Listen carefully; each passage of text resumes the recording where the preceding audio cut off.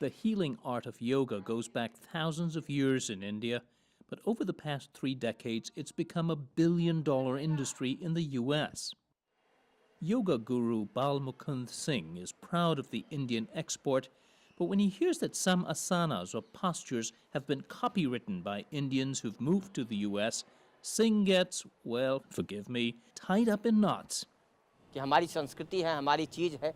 This is our cultural heritage. It's ours. How can anybody else patent this? If they invent it, they can patent it. But this is originally an Indian thing. Our sages long ago developed and demonstrated it. It's not just yoga.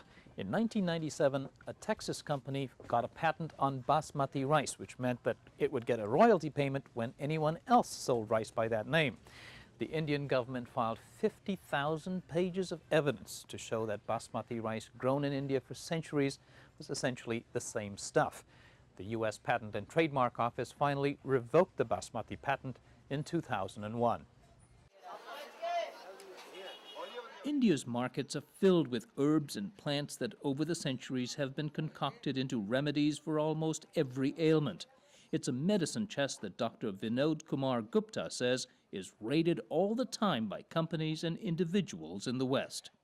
Every year, at least 2,000 wrong patents are getting awarded on Indian system of knowledge, like turmeric for wound healing, which should not get granted. The turmeric he refers to is a mainstay of Indian cooking. But for centuries, turmeric has also been used for medicinal purposes, applied to skin rashes and wounds. In the 90s, 2 Indian-American university researchers got a U.S. patent for turmeric, saying they'd discovered its wound-healing properties. Once again, India's government fought to have the claim invalidated. Dr. Gupta says the problem is patent offices depend on accessible, understandable documentation to check on the validity of a claim. And that's just what India's government under his leadership aims to provide. It's called TKDL, Traditional Knowledge Digital Library.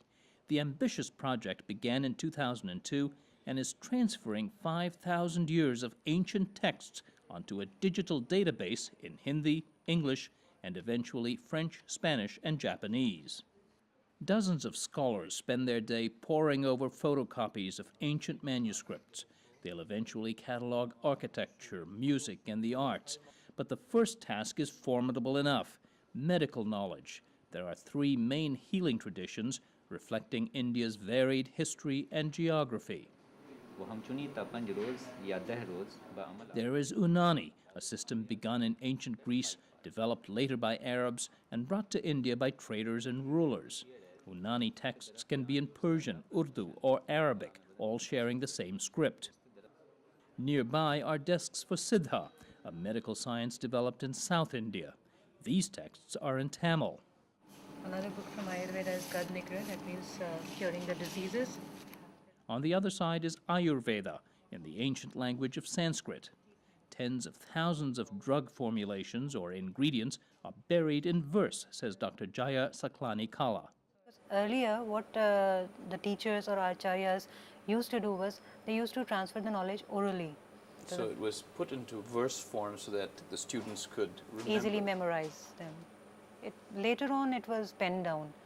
Some 30 million pages will eventually go from pen to hard drive. If a patent office in the West gets an application, they'll be able to check this new library for existing knowledge or prior art before granting a patent.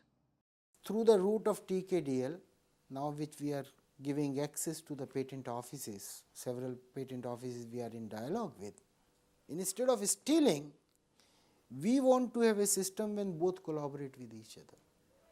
Not everyone is that optimistic. There's worry that putting the knowledge in one place will make it easier for those looking to steal ideas.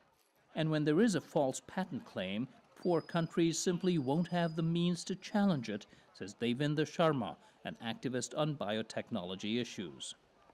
Thousands of patents are being drawn every week in America on plant-based remedies and plant-based products. What happens is that when a company draws a patent, and somebody challenges it. Then you have to go on building up a huge battery of not only lawyers with them, but also a whole lot of literature to challenge those cases in America. For his part, Dr. Gupta says patent offices will be better able to police false patent claims themselves by using the new library. No patent examiner would ever like to grant a wrong patent. It is not in his interest. At the same time, he says access to the library will be strictly limited and regulated to prevent unscrupulous exploitation. Where we will draw experts from all disciplines. Our view is following. Every country who is the holder of such resources must designate a national competent authority of experts. And that authority must negotiate with the user of that knowledge so that there is some level playing field. Ultimately, Dr. Gupta hopes joint projects with drug and biotechnology companies can revitalize research in India's traditional systems, which languished under British colonial rule. In time, he says, the marriage of ancient plant-based remedies, the library will catalog at least 150,000 of them, with modern biotechnology, can create effective new drugs for the world and an economic bonanza for India. Step one in all of this, the library on traditional medical knowledge, including yoga, is expected to be complete by the end of this year.